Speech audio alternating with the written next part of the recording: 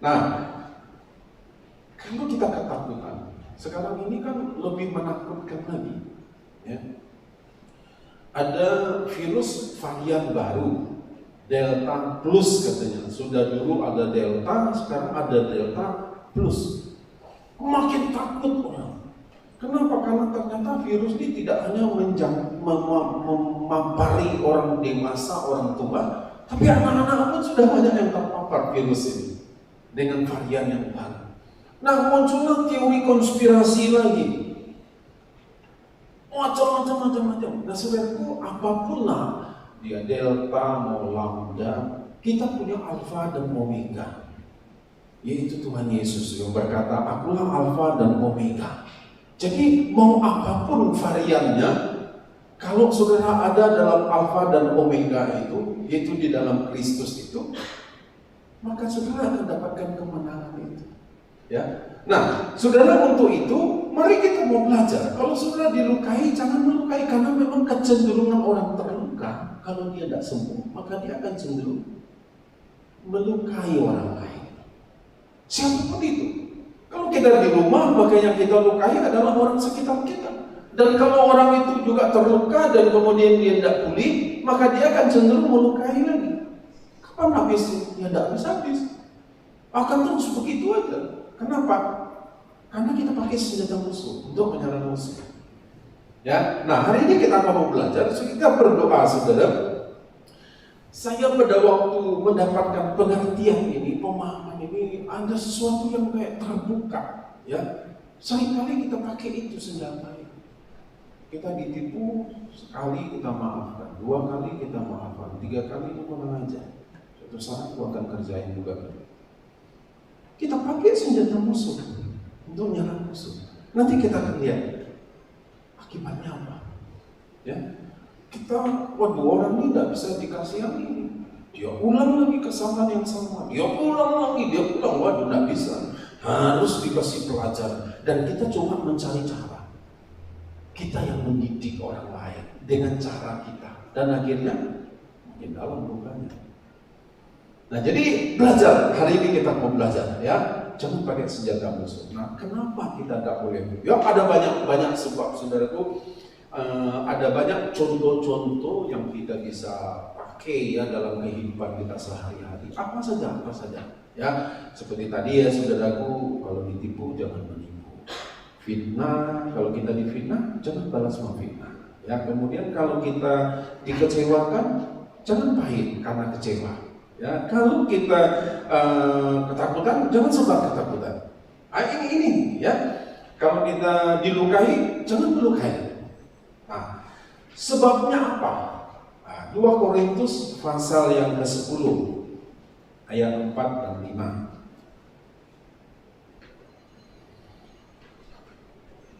Baca sama-sama ya. 2, 3.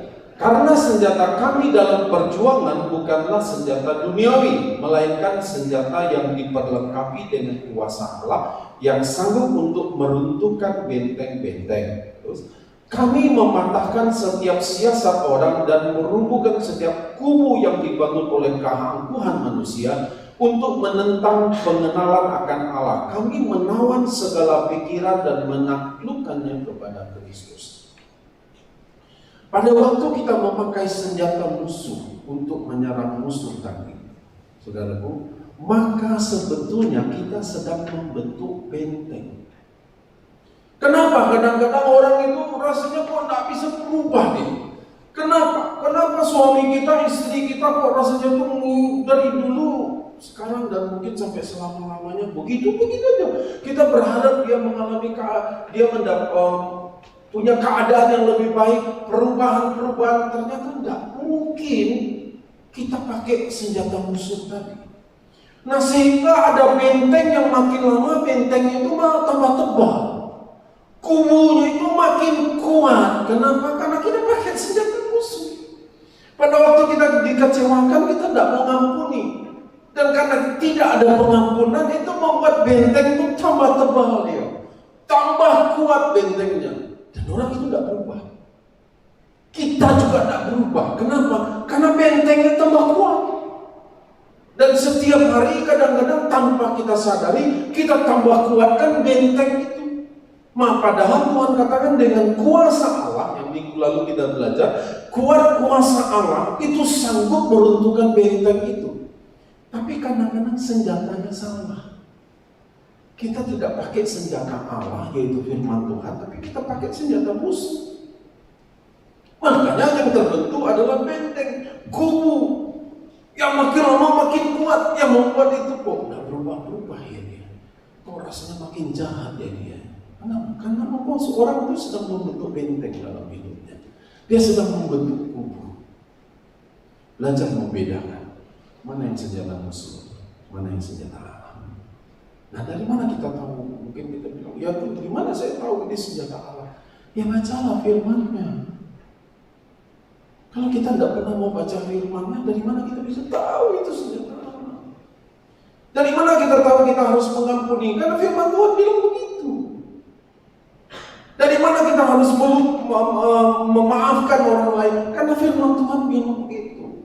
Nah, jadi senjatanya ini kita bisa pakai kalau kita tahu. Dari mana kita tahu? Ya bacalah. Kalau kita tidak pernah membaca, tidak pernah meluangkan waktu untuk membaca, yakinlah saudara, tidak akan pernah kita baca. Nanti aja tunggu sebentar lagi, tiba-tiba ada kesibukan, terus lupa, udah malam, waduh tadi tidak baca firman, udah mau tidur, mau baca lagi udah ngantuk, akhirnya ya udahlah besok aja. Besok begitu aja, sebentar lah, mau ini dulu, mau balas WA dulu, sebentar lah, mau ini dulu, mau ini dulu, akhirnya lupa lagi. Dan akhirnya seminggu berlalu tanpa kita baca firman. Lah ya kita ditipu terus sama si iblis. Kenapa? Karena dia itu jago, saudara, biangnya itu ada sama dia. Bagaimana mungkin kita bisa kalahkan dia kalau tidak ada senjata Allah yang ada di dalam hidup kita? Jadi untuk mengalahkan senjata si musuh ini cuma satu senjata dari Tuhan. Dan Tuhan bilang mesti pakai semua. Tidak bisa hanya iman saja, tidak bisa. Harus ada kasih, ada pengharapan, ada ketekunan, ada banyak-banyak yang lain. Yang semua harus dipakai bersamaan.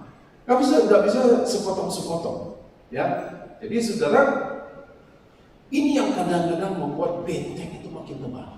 Karena kita sama pakai senjata. Bukan senjatanya Tuhan yang kita pakai, ya, bukan perlengkapan senjata Allah yang kita gunakan. Yang kita pakai senjata musuh tadi, ya. Nah, kita mau belajar berubah, ya. Berubah itu tergantung bagaimana kita mau memulainya. Kalau sudah tidak pernah mau punya niat untuk memulainya, tidak akan terjadi perubahan. Ya, mesti kita yang mulai. Oke, niatkan, baca firman. Aku tidak ngerti, tidak masalah dulu. Yang penting kita mulai niat itu untuk baca dulu. Tuhan tidak tuntut kita harus mengerti semua, tidak. Yang penting baca dulu. Sambil baca berdoa minta Tuhan tolong aku Tuhan, supaya aku bisa ngerti. Dari mana kita bisa tahu? Karena ini firman ini ada dari Tuhan.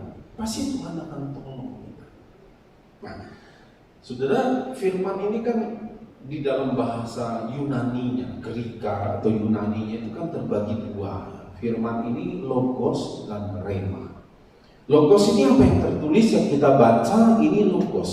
Ya, kita baca yang tadi firman Tuhannya kita baca itu logos. Tapi pada waktu apa yang kita baca ini tiba-tiba kita seperti ada pencerahan, ada pemahaman, ada pengertian yang tiba-tiba muncul. Oh, rupanya ini yang dimaksud. Oh, 1 bulan yang lalu aku pernah baca ayat ini. Oh, rupanya ini dia ngerti. Nah, itu rema. Nah, yang akan merubah hidup kita itu adalah yang rema tadi. Tapi rema ini dapat harus dimulai dengan logos. Bagaimana mungkin saudara dapat rema kalau saudara tidak tahu logosnya? Jadi mesti logos dulu, baca dulu. Nanti baru remanya itu akan muncul, ya. Dan ini tidak terbatas usia. Sudah kita di masa remaja, Tuhan bisa kasih pengertian kok, sesuai dengan tingkat pemahaman kita. Nah, untuk itulah kita mau belajar, ya.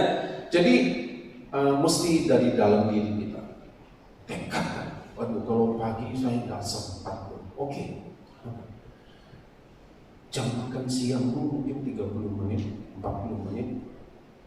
Perpendek jadi 30 menit dan 10 menit untuk sisakan waktu untuk baca firman. Bisa? Kalau mau bisa. Oh, kalau pagi saya banyak gini ngurusin. Oke, ambil waktu. Yang penting dari kita ini mau enggak ya? Mau enggak kita sisihkan waktu? Toh kan saudara tidak perlu bawa Alkitab lagi ke kantor, ke tempat saudara kerja. Ya kan? Di handphone kan ada aplikasi Alkitab. Sementara saudara sudah selesai makan, sudah selesai ini, sisihkan waktu baca firman. Kalau kita mau, masalahnya kadang-kadang kita tidak mau. Kita lebih penting kita balas WA, kita baca WA, baca Instagram dan sebagainya daripada kita baca firman. Makanya ditipu terus kita. Orang tidak tahu senjatanya Tuhan. Yang kita pakai senjata musuh. Itulah yang akhirnya membentuk benteng dan kubu itu.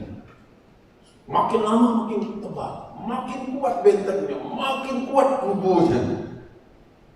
Jadi makin sulit dia berubah. Soalnya kenapa? Karena kita salah pakai senjata. Ya, mari kita ambil keputusan. Pakai senjata Tuhan. Nggak ada pilihan lain. Kalau kau pakai senjata musuh, maka benteng dan kubu itu makin kuat. Tapi kalau kita pakai senjata Allah, maka kita akan taklukkan musuh itu. Ya, nah, Tuhan bilang kan pakailah selengkap. Ya, 2 Korintus pasal 10 ayat 3 dan 4. Coba lihat. 2 Korintus 10 ayat 3 dan 4. Memang kami masih hidup di dunia, tetapi kami tidak berjuang secara dunia. Ya. 4. Karena senjata kami dalam perjuangan bukanlah senjata duniawi, melainkan senjata yang diperlengkapi dengan kuasa Allah yang sanggup. Nah, tadi ya, kuasa kita ini diperlengkapi. Ya, pada waktu kita percaya, menjadi percaya kepada Tuhan Yesus, kita mengundang Dia masuk dalam hati kita, dan pada waktu itu Tuhan berkata, aku perlengkapi kamu dengan kuasa Allah. Kamu mau kuasa yang lebih dahsyat, bukan apa? Bukan berarti kuasa Tuhan awal itu tidak dahsyat, tapi kita yang bagaimana mengerti menggunakan senjata itu, ya makin perdalam baca firman. Contoh, ada waktu awal-awal pelayanan saya seringkali ketemu juga hal-hal yang sama. Doain orang, setannya tidak keluar, kita yang capek. Ya, orang itu ya nanti kerasukan lagi. Nah, kemudian dari terus belajar saya. Bukan berarti dulu itu kuasa Tuhan tidak hebat dalam diri saya. Bukan, saya yang tidak bisa menggunakan kuasa itu. Saya yang tidak ngerti menggunakannya. Jadi kuasa itu jadi tidak bekerja dengan maksimal. Bukan kuasanya yang tidak hebat, saya yang tidak bisa menggunakan kuasa itu. Nah, kalau kemudian setelah itu, seperti yang pernah saya ceritakan, suatu kali yang seorang kerasukan, ya tiba-tiba dia mengamuk, lagi doa, lagi berdoa, banyak-banyak ngamuk dia. Nah, dia ngamuk dan kemudian orang lain sudah kewalahan mengatasi dia. Saya dipanggil. Waktu itu saya ada di ruangan yang lain sedang rapat. Saya dipanggil, Pak, ini ada yang kerasukan. Nah, sementara teman-temannya yang berdoa tadi sudah kebingungan mengatasinya. Nah, saya belajar, saya tahu bahwa saya tidak boleh takluk oleh kuasa itu. Dari mana saya tahu? Dari beberapa kali saya gagal salah itu. Saya tidak boleh takluk dengan kuasa. Apapun yang dia manifestasikan, saya benar. Saya ada kuasa Allah. Dan di firman Tuhan berkatakan di dalam nama Tuhan Yesus segala musuh harus takluk. Nah, caranya bagaimana? Nah, pakai senjata ini kan bisa ada caranya. Saya berdiam, saya berdoa, saya berbahasa roh. Tuhan, aku tidak ngerti roh apa yang ada dalam diri orang itu. Dia munculkan manifestasi dia, begini. Saya tidak ngerti roh apa. Dan saya berdoa, Tuhan, tolong saya Tuhan. Dan kemudian saya berbahasa roh, dan kemudian dia masih marah-marah, dan seperti saya bilang, pintu kontainer saudaraku ditinju sama dia dengan tidak pakai sarung tangan, ditinju sama dia, biar dia cekung saudaraku. Itu kontainer pelat berapa mili saudaraku. Mungkin kalau saudara pergi di ruang doa sana itu masih ada kelihatan cekungnya. Biar tangannya itu tidak luka. Cekung. Siapa yang berani dekat dengan dia? Orang pelat yang berapa mili aja cekung. Kalau kepala orang yang digituin, bisa pecah saudara. Betul. Saya lihat sendiri di depan, dia manifestasikan, dia tunjukkan kekuatannya dia. Dia bilang, Tuhan, engkau kuasamu lebih besar. Dan kuasa itu harus takluk di dalam nama Yesus. Bukan kepada saya, tapi di dalam nama Yesus. Saya diam, saya pandang dia. Marah dia ngomong. Saya pandang dia. Dan kemudian pada waktu roh Tuhan bilang maju, saya maju. Deketin dia. Tak, nama Yesus. Lepas. Bukan saya yang hebat, tapi kenapa? Karena kuasa itu ada di dalam. Dan kuasa musuh itu harus takluk. Kenapa? Karena ada kuasa Allah yang sanggup meruntuhkan benteng-benteng. Yang sanggup untuk meruntuhkan benteng, seberapa tebal pun bentengnya, ada kuasa Allah yang sanggup. Tapi kita mesti pakai senjata itu dengan cara yang tepat. Takluk, bebas. Jika ada yang lain, saya dipanggil dan kemudian untuk melayani juga. Bilangin. Nah, pada waktu dipanggil dan kemudian sudah ada dari gereja lain yang melayani dulu, dan sudah tunggu 10 menit, tidak juga selesai. Ya masih itu matanya, mau tahun. Tunggu 15 menit, tidak juga kelar. Saya bilang, Pak, izinkan saya berdoa.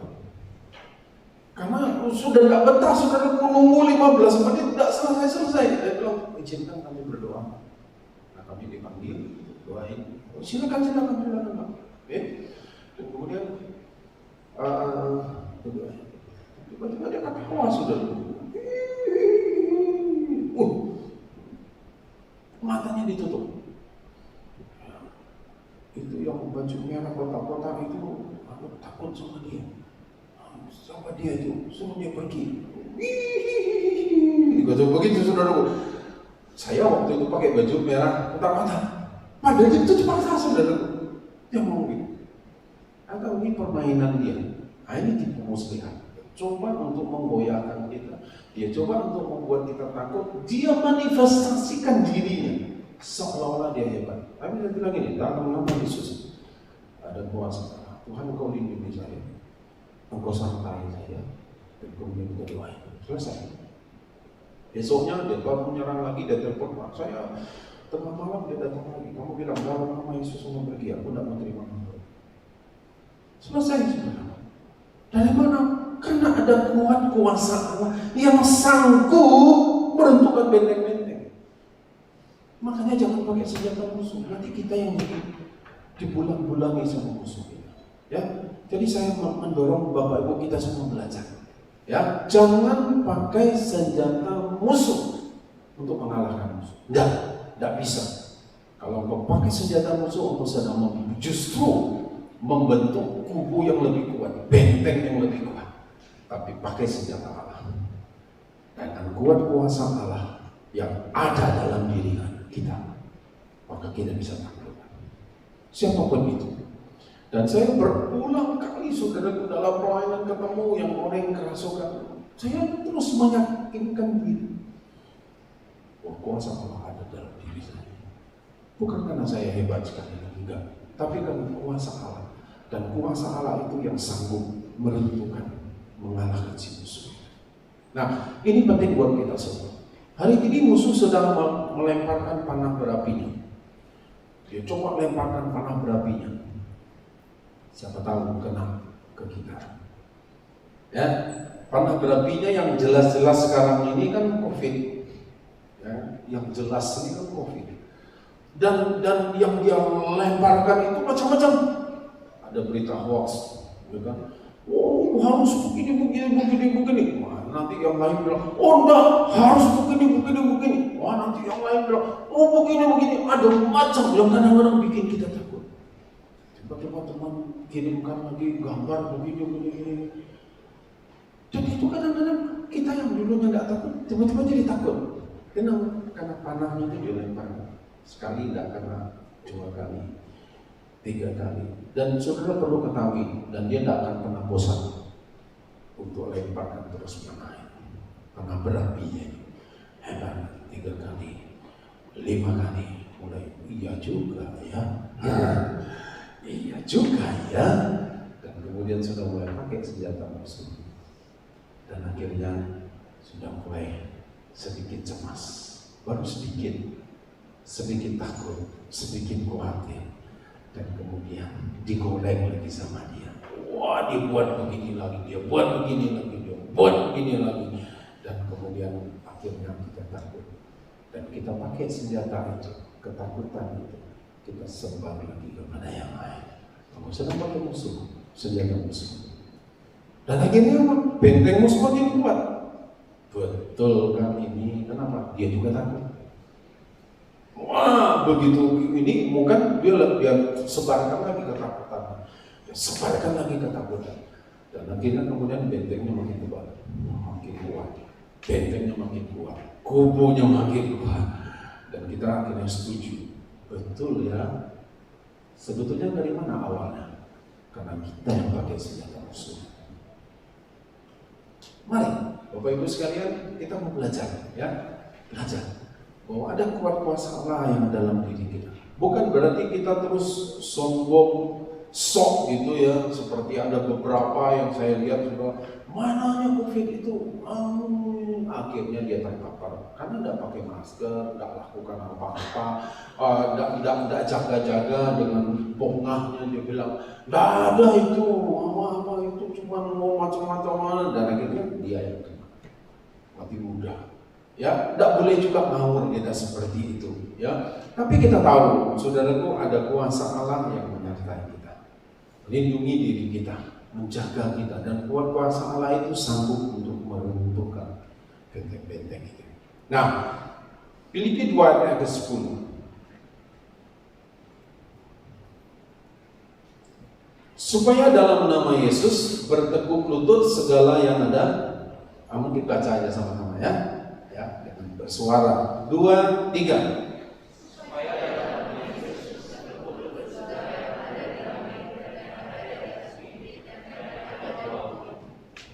Yang ada di mana? Bilangin. Yang ada di atas bumi, di udara. Ini kan atas bumi ini kan udara ya kan? Dan kemudian yang ada di bawah bumi. Takluk, bertekuk lutut di dalam nama Yesus. Sudah punya nama Yesus?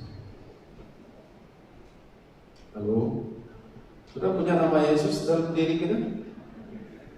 Amin? Yakin? Saya yakinnya. Tidak tergoyahkan? Ya? Benar nih? Hah? Kok mulai ragu? Yakin saudara? Seyakin-yakinnya, tidak ragu lagi. Dia ada dalam kita, karena kita orang percaya kepada Dia. Dan nama itu Tuhan bilang yang ada di dalam diri kita, yang ada dalam hidup kita. Dan dikatakan nama itu, bukan kita, nama yang ada di dalam kita itu yang membuat semua musuh yang ada di langit, yang ada di atas bumi, yang ada di bawah bumi takluk. Harus takluk. Pakai nama itu. Pakai nama itu. Nama Yesus. Katakan aja dalam nama Yesus aku tidak mau takut. Dalam nama Yesus aku tidak mau khawatir lagi. Dalam nama Yesus aku mau kalahkan kebencian ini. Dalam nama Yesus aku mau taklukkan kekecewaan ini. Aku tidak mau pahit gara-gara kecewa ini. Dalam nama Yesus aku mau berani. Dalam nama Yesus aku lakukan. Pakai nama Yesus itu. Kenapa? Karena itu senjata yang Tuhan kasih kepada kita. Untuk kuasa apapun, musuh apapun, harus takluk. Takluk dalam nama Yesus. Sudah berbahagia saudara. Tuhan itu sayang dengan kita. Nama itu dia percayakan kepada kita. Tuhan bilang ada dalam dirimu dan aku percayakan. Satu kali ada satu cerita, ada seorang yang sudah berhasil di kota dan kemudian dia ingin menyenangkan hati ibunya dari dusun kampung. Dan kemudian dia bilang karena di kampung itu yang ada hanya kapal laut untuk bisa menuju ke Jakarta. Jadi dia sudah persiapkan tiketnya semua. Kemudian tiket itu dia sudah kirimkan ke tempat ibunya. Tanggal sekian ibu pergi ke pelabuhan ini, ibu berangkat dan kemudian di Jakarta nanti saya akan jemput. Berangkatlah ibu ini dari kampungnya, kemudian dia menuju ke pelabuhan dan dia sudah siapkan semuanya, ya. Namanya juga orang kampung ya kan, bawa nasi dibungkus pakai daun supaya karena dia tahu berapa hari dia akan sampai ke Jakarta, 3 hari 3 malam. Jadi dia siapkan. Hari pertama dia makanlah bekalnya, ya dia siapkan makanan kering-kering kan. Hari kedua, tapi pada waktu malam harinya ternyata nasinya sudah basi. Dan dia tidak bawa persediaan yang lain. Nah, akhirnya di hari ketiga terpaksa minum air putih banyak-banyak supaya banyak. Sampai di Jakarta udah lemes dia karena sudah tidak makan seharian. Nasi mau dimakan basi, dimakan dulu takut sakit perut. Akhirnya tidak dimakan. Oh, udah lemes dia. Sampai di Jakarta. Dan sampai di Jakarta, kemudian waktu anaknya lihat itu kaget dulu. Ibu kenapa kok bisa lemas begini? Kenapa kok pucat sekali? Seperti sudah mau pingsan dia. Kenapa bu? Nah, ibunya ceritakan aja sampai aku berharap nasi itu bisa tahan untuk sampai hari 3 hari gitu. Nah, ternyata hari kedua sudah tidak tahan lagi. Jadi basi nasinya dan aku tidak bisa makan. Aku mau beli, lihatnya takut uangku tidak cukup katanya. Mau beli di kantinnya lihat orang makan dan nanti uangku tidak cukup.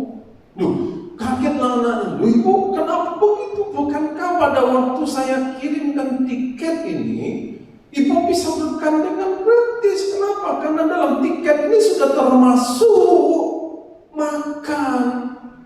Jadi ibu tidak perlu bayar lagi karena pada waktu ibu pegang tiket ini ibu sudah berhak makan pagi, makan siang, makan malam.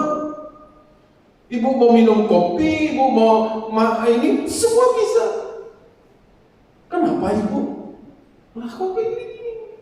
Saya tidak tahu. Kadang-kadang kan begitu Bapak Ibu ya. Dalam keselamatan yang Tuhan kasih, nama Yesus itu paket komplit, sudah lengkaplah untuk mengalahkan musuh kita, yaitu di dalam nama Yesus. Tapi kita tidak pernah pakai. Kita kalah terus sama musuh. Kenapa? Karena kita tidak pernah pakai. Padahal Tuhan sudah kasih kepada kita. Firman-Nya jelas ngomong. Mungkin perlu Bapak Ibu baca lagi berulang-ulang. Dalam nama Yesus bertekuk lutut segala yang ada di langit, yang ada di atas bumi, yang ada di bawah bumi harus bertekuk lutut dalam nama Yesus. Dan nama itu sudah ada pada waktu kita menjadi percaya kepada Yesus. Nama itu ada di dalam diri kita. Dan nama itulah yang bisa menaklukkan segala ketakutan, yang menghancurkan segala egoisan kita, kemarahan kita yang bikin kita bisa jatuh dalam dosa. Nama Yesus itu sudah berkuasa untuk menaklukkan roh-roh musuh kita ini. Dan dia sudah ada diberikan kepada kita. Pakai dengan berbuat kuasa lain. Dan senjatanya itu ada di firman. Roma pasal 12 ayat yang ke-17.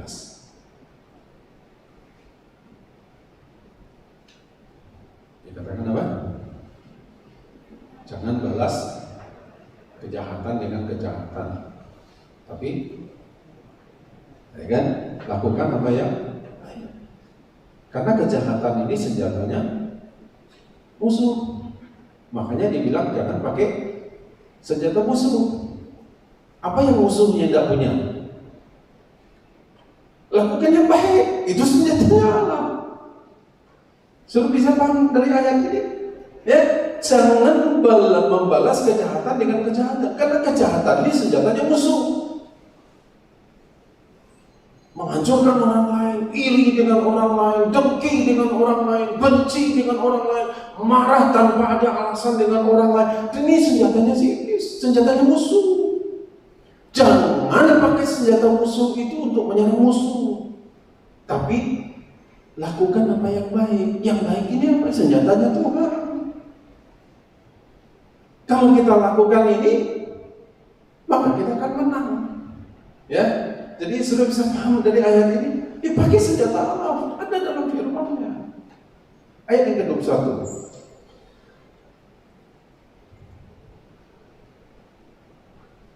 Apa? Baca ya. 2, 3. Janganlah kamu kalah terhadap kejahatan, tetapi kalahkanlah kejahatan dengan kebaikan. Amen? Ya, jangan kalah dengan kejahatan, karena kejahatan itu senjata musuh. Dan kita tidak boleh pakai senjata itu. Engkau adalah orang-orang yang melakukan kebaikan. Kenapa? Karena itu senjata yang kita punya. Kita tidak punya senjata yang lain. Yang kita punya adalah senjatanya Allah. Berbuat kebaikan. Orang lain menyakiti hati kita, ampuni dia, maafkan dia. Orang lain melukai kita, kita terluka, dan kita bilang, aku mau sembuh Tuhan, aku mau sembuh, aku tidak mau terluka. Keadaan bisa mengecewakan kita, Tuhan aku mau sembuh Tuhan. Keinginan kita tidak tercapai, membuat kita terluka, tapi kita bilang, Tuhan aku mau sembuh Tuhan, aku mau ikut rencana-Mu Tuhan, aku mau ikut keinginan-Mu Tuhan. Itulah menggunakan senjata Allah, saudaraku. Ya, gunakan senjata Allah, gunakan senjata Allah. Dan kita semua adalah orang-orang yang harusnya tidak membalas kejahatan dengan kejahatan, tapi kita adalah orang-orang yang berbuat kebaikan, melakukan kebaikan. Kenapa? Karena itu yang kita punya. Amin. Amin. Tanya sebelahnya, apa yang kamu punya? Apa yang kamu punya? Kejahatan atau kebaikan? Dan kita semua akan sepakat bilang, yang kita punya adalah kebaikan. Karena kejahatan itu punya musuh. Yang ada dalam hidup kita adalah kebaikan. Tuhan memberkati Bapak Ibu sekalian. Pakai segenap senjata Allah. Dari mana kita tahu? Firman-Nya memberitahu kepada kita. Jangan salah pakai senjata. Jangan gunakan senjata musuh. Supaya kita terus kuat dalam kekuatan kuasa Allah. Mari kita berdoa. Bapak, terima kasih Tuhan untuk hari ini. Kami tahu peperangan kami Tuhan bukan melawan darah dan daging,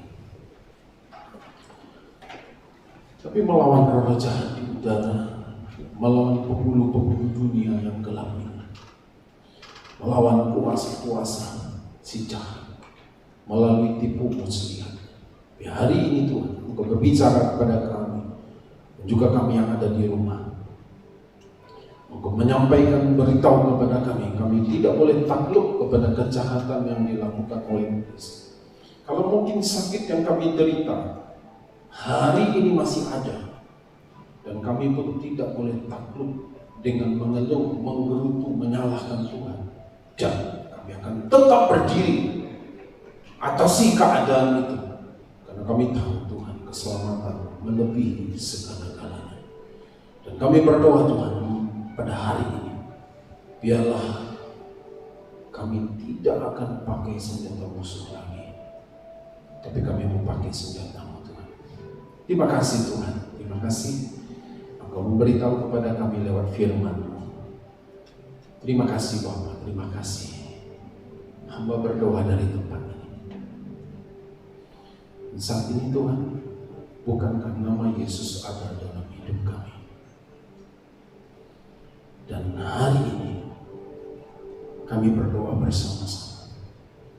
Kuasa yang sanggup meruntuhkan benteng-benteng, kuasa yang sanggup menghancurkan siasat daripada si jahat, kuasa yang sanggup untuk mengalahkan tipu muslihat daripada si jahat, kuasa yang sanggup menghancurkan kubu-kubu yang dibangun oleh si jahat. Dan hari ini di dalam nama Yesus, nama yang berkuasa itu, nama yang ada dalam hidup kami, dan kami perintahkan dalam nama Yesus, semua roh jahat Engkau harus tunduk.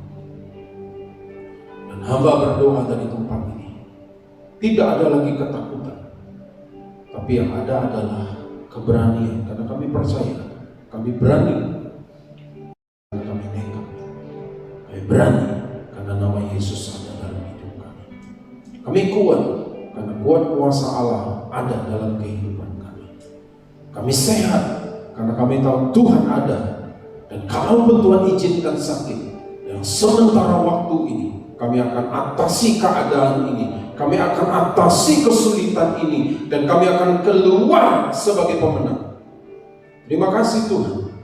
Kami berdoa Tuhan, roh kematian yang sedang mengintai, yang sedang mencoba untuk mengambil kehidupan setiap anak-anak-Mu yang belum pada waktunya, kami berdoa saat ini dalam nama Yesus, roh-roh kematian itu tidak punya hak lagi. Dalam nama Yesus, nama yang berkuasa itu, roh kehidupanlah yang Tuhan berikan kepada kami. Bapak terima kasih, kami bersyukur kepada-Mu untuk hari ini. Kami berterima kasih kepada-Mu Tuhan, Engkau yang menolong kami, Engkau yang selalu bersama-sama dengan kami. Bapak kami bersyukur dan kami berterima kasih. Terima kasih Tuhan, terima kasih. Terima kasih Tuhan Yesus. Terima kasih Bapak. Terima kasih Tuhan. Terima kasih. Terima kasih Tuhan. Terima kasih Bapak. Terima kasih. Engkau mengasihi setiap kami Tuhan. Ampuni Tuhan. Seringkali kami berdusta, kami menipu, kami membiarkan kekecewaan itu jadi kebaikan. Kami tidak mau memaafkan, kami tidak mau mengampuni.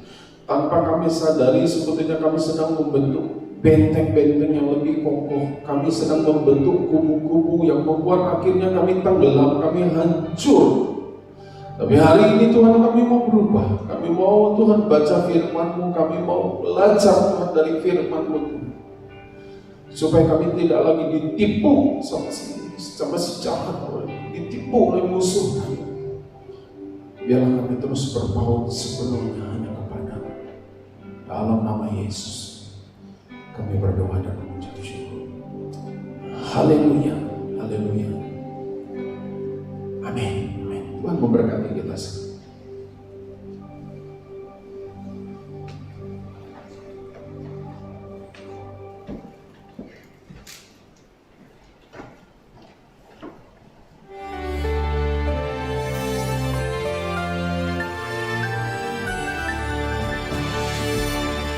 Shalom warga kerajaan, memasuki bulan yang baru dengan tema mature atau maturity, kedewasaan. Apa membedakan anak kecil dengan orang dewasa ya? Kalau hari raya Imlek biasanya jelas sekali yang memberi angpau atau hungpau itu adalah orang yang sudah menikah, artinya orang dewasa. Dan yang menerima itu anak-anak. Ya, termasuk mereka yang belum menikah. Jadi pada saat zaman itu kan Nggak banyak orang yang menikah pada usia yang lebih terlalu matang ya. Tapi gambarannya anak-anak itu kan mementingkan diri sendiri. Minta dilayani ya. Jadi kata pertama setiap anak kecil adalah I. Kata kedua adalah my. Pokoknya enggak boleh sentuh mainannya, makanannya dan sebagainya. Nah, saudara yang kasih Tuhan, kita lihat Kisah Rasul pasal 6. Ada 7 pemuda yang dipilih dari belasan ribu jemaat. Saya beri nama Magnificent Seven. Magnificent Seven ini semuanya itu liwat saringan. Tidak gampang-gampang saudaraku menjadi diaken, diakonos, pelayan. Itu harus ada syaratnya. Ternyata harus apa? Terkenal baik. Honest report. Rupanya saudaraku ukurannya adalah pengelolaan keuangan. Kenapa banyak orang itu ya Kristen, hidup benar, ya menyerahkan persepuluhan, memberikan persembahan, tetapi dalam keadaan kacau balau keuangannya. Kenapa? Tidak cakap mengelola. Mereka itu bukan cuma terkenal karakternya, tetapi juga ability-nya. Karena ada tugas. Tugasnya apa? Memberi makan janda-janda tua yang berbahasa Yunani. Mengurus oma-oma, mak-mak tidak gampang saudaraku. It takes compassion. Memerlukan yaitu belas kasihan. Ya. Istri saya pernah berkata, kalau ada fans kamu tuh oma-oma katanya. Dia senang. Bukan nona-nona saudaraku, tapi oma-oma. Saya cinta ibu saya, jadi dengan emak-emak itu ya saya senang bergaul dengan mereka. Dan 7 orang ini mereka penuh dengan Roh Kudus. Untuk orang bisa dipercaya harus penuh Roh Kudus kan? Sebab Roh Kudus Roh kebenaran. Dan Roh Kudus itu yang membuat kita bisa jadi dewasa di dalam Dia ya.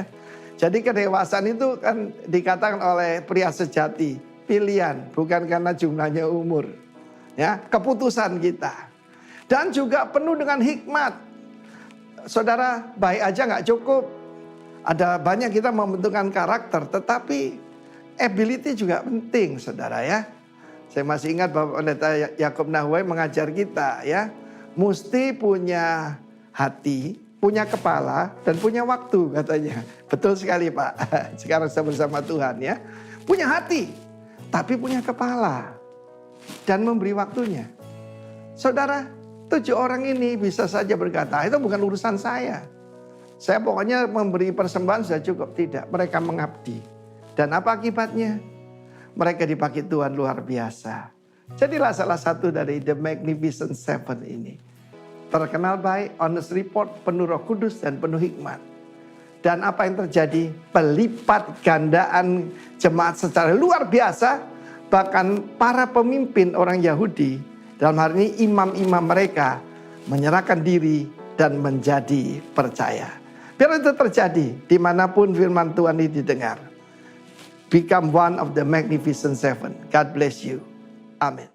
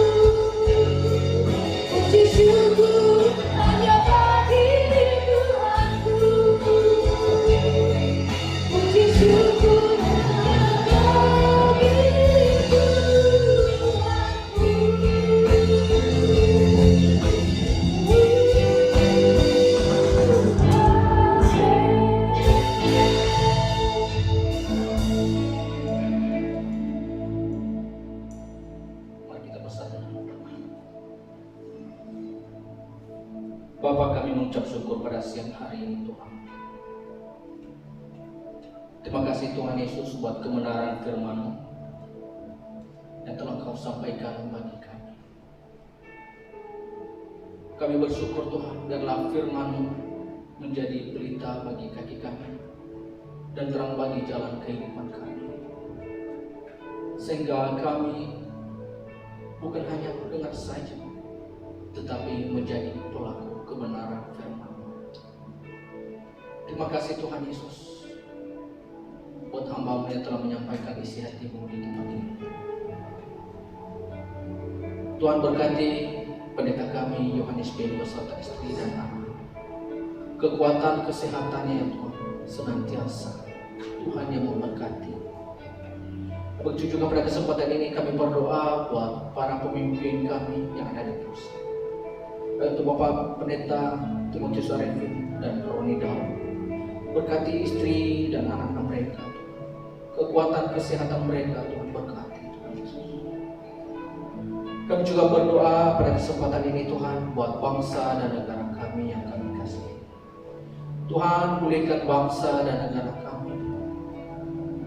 Berkati bangsa dan negara kami. Ampuni bangsa dan negara kami Tuhan Yesus. Berkati setiap para pemimpin kami, baik antara di pusat maupun yang ada di daerah-daerah. Tuhan berkati, berikan mereka roh yang takut akan Engkau, agar mereka bisa mengambil suatu keputusan yang berasal daripada Tuhan. Begitu juga bagi kota kami yang kami cintai ini, Kota Padang. Kami bersyukur Tuhan jika kami boleh ada di kota ini. Kami yang tidak percaya bukan suatu kebetulan, tetapi karena ada rencana Tuhan yang indah dalam kehidupan setiap kami. Tuhan berkati kota ini, damai sejahtera Allah senantiasa di kota ini Tuhan. Berkati pemimpin kota ini Tuhan Yesus. Kekuatan kesehatan mereka dan roh yang takut akan Tuhan senantiasa bersama mereka. Nah begitu juga Tuhan kami berdoa buat kami, anak-anak-Mu yang hadir di tempat ini maupun yang ada di rumah saat ini, yang belum bisa bersama-sama dengan kami untuk beribadah. Tuhan berkati setiap anak-anak-Mu Tuhan Yesus. Engkau tahu segala isi hati mereka Tuhan, apa yang mereka butuhkan, apa yang mereka perlukan. Tuhan berkati, Engkau sumber jawaban. Yang sakit Tuhan sembuhkan, yang lemah Tuhan kuatkan, yang berbeban berat Tuhan berikan kelegaan. Hanya Engkau Tuhan tempat pengharapan kami, segala sesuatunya dalam kehidupan kami ini Tuhan Yesus. Berkati keluarga demi keluarga, anak-anak Tuhan Yesus berkati. Yang bekerja Tuhan berkati, yang berusaha Tuhan berkati, yang sekolah, yang studi Tuhan berkati Tuhan Yesus. Sehingga kehidupan kami Tuhan senantiasa berkenan di hadapan Tuhan. Dan Bapa di dalam surga untuk menjalani hidup ke depan Tuhan. Berkati setiap kami, berikan kami hati yang mengasihi. Ajar kami Tuhan mengandalkan Engkau dan meninggikan Tuhan dalam kehidupan kami. Sehingga kami boleh menjalani kehidupan ini seturut dengan rencana Tuhan dan sesuai dengan kehendak Bapa. Perlengkapi kami Tuhan dengan senjata Allah. Dan berikanlah kami roh yang rela, agar kami bisa melakukan kebenaran firman Tuhan. Kami bersyukur Tuhan buat hari ini Tuhan Yesus. Yang berkati juga Tuhan setiap persembahan kami yang sebentar lagi kami akan memberi Tuhan. Berkati setiap tangan-tangan yang memberi Tuhan Yesus. Baik itu persembahan ucapan syukur, diakonia, dan juga perpuluhan. Engkau Tuhan yang membalas dan memberkati dengan berlipat-lipat ganda, 30, 60, bahkan 100 kali lipat ganda ya Tuhan. Terima kasih Tuhan, kami bersyukur buat hari ini. Dan jika sebentar lagi kami akan pulang, Tuhan berkati lindungi kami dalam perjalanan kami, antarkan kami ke rumah kami masing-masing dengan selamat. Dan sebelum Tuhan kami akan berpisah-pisah di tempat ini, terlebih dahulu Tuhan Yesus, kami rindu menerima berkat-Mu melalui nama-Mu. Mari Bapak Ibu kita mau mohonkan berkat dari Tuhan. Angkat kedua tangan kita, mengarahkan hati kepada Tuhan. Kita pun dikasihi oleh Tuhan. Ulang dan terima berkat kasih karunia yang berlimpah dari Allah Bapa, damai sukacita dari Yesus Kristus Anaknya, dan persekutuan dengan Allah Roh Kudus yang menyertai kehidupan mulai dari saat ini dan bahkan sampai percaya dan diberkati, mari bersama-sama katakan amin. Selamat hari Minggu, Tuhan memberkati kita semua. Shalom.